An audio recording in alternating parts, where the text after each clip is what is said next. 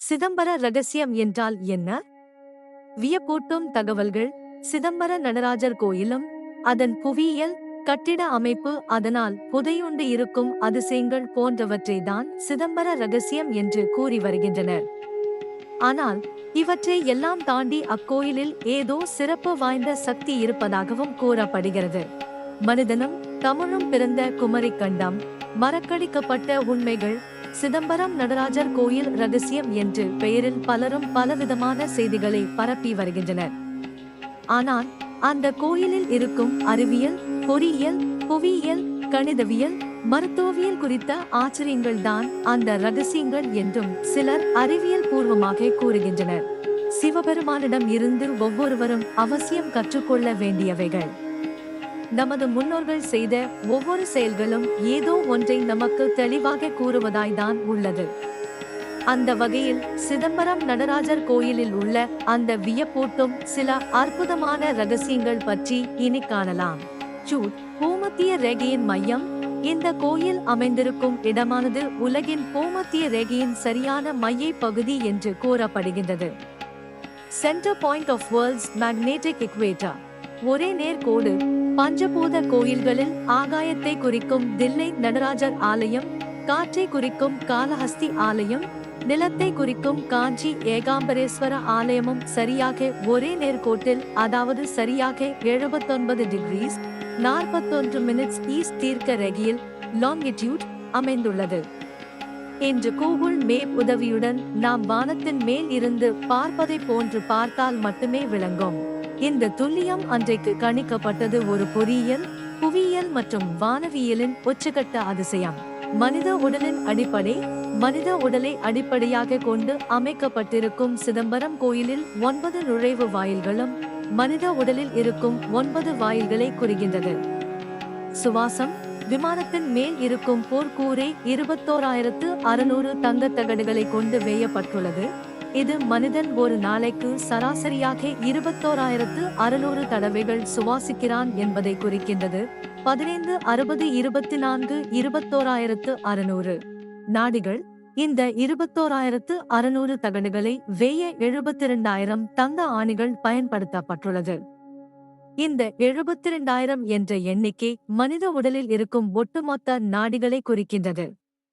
இதில் கண்ணுக்கு தெரியாத உடலின் பல பாகங்களுக்கு சக்தியை கொண்டு சேர்ப்பவையும் அடங்கும். திருமூலர் மந்திரம். திருமூலரின் திருமந்திரத்தில் இதை பற்றிய தகவல்கள்.